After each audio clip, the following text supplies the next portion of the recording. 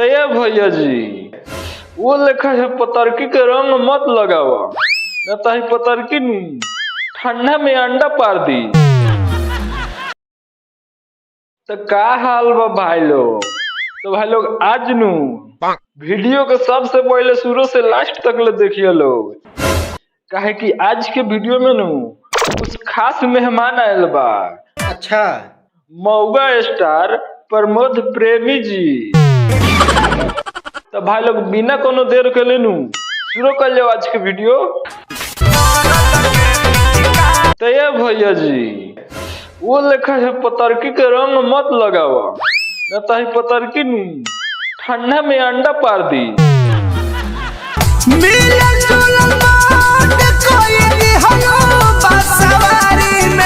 अच्छा तो भैया जी के कहना बनू मिलल जुलल बंद कर दिहलू बांसुआरी में। तो ये भैया जी बांसुआरी में तू जब लसार के मरब तो तोरा के काहे खातिर मिली।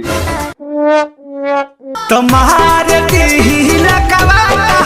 मरद के पिचकारी। अच्छा तू लगेबो तो तोरा पिचकारी में कुछो ना होई, आ मरद लगाई तो ओकरा मरद के पिचकारी में लाखों मार दी। तो लाखों मार दी तो हरद लगा के दर्द कम कर ली।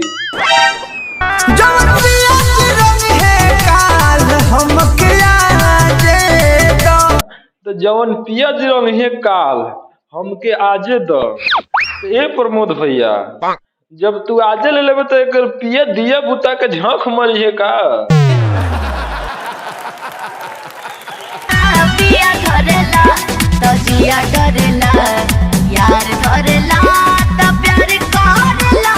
तो एगो काम कर पतर को, जब पिया धरैता तो तोहर जिया डरैता, यार धरैता तो प्यार करैता। तो जब पिया धरी ओती घड़ी दिया बुता दिया, ओकरा बाद देवा के ढीला कर दिया, वो अपने सरवा जिया न डरी। क्या बात कर रहा है? सजिया पर असली लड़ाई लड़ेला। अच्छा सेजिया पर असली लड़ाई लड़ता। ए पतर को हम कहेम कि तू अपने देहिया के निहुरा दिया, कोनो प्रॉब्लम ना हो। पातार पियावा में बाटे नरजी राम। अच्छा हई पातर पिवा में बाके नरजी अब मोटका सरवा फोफर हो गइल बा काहे पतर को। तोहर चोरल जवानी लागे चॉकलेट। अच्छा तो तोहर चढ़ल जवानी लागे चॉकलेट। तो एगो बात सुन ले भैया जी, अगर एक गो चॉकलेटो तोरा मुंह में धरा दिनू तो मुंह फाट के नीचे गिर जाए।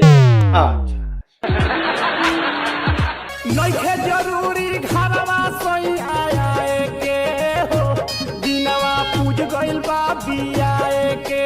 क्या बात है, का गण फार गाना बनैले बड़ा गुड भैया। नइखे जरूरी करवा नहीं कहूँ मैं, हमरा शर्म लगता। हमरा तो लगता कि ओकरा से पहले सरवा तोहर दिन पुर गइल बा। ऐसे लगता कि सरवा 8 महीना के तोहरे में लोड बा।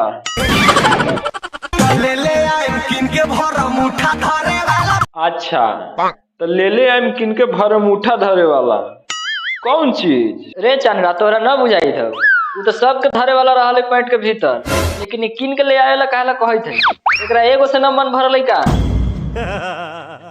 छुए में मजा खूबे आई। ठीक कह तारा पार्टनर, छुबनु तो तोरा संगे संगे सरवा हमरो मजा आए, लेकिन जब जाए लगी तो सब मजा सजा में बदल जाए।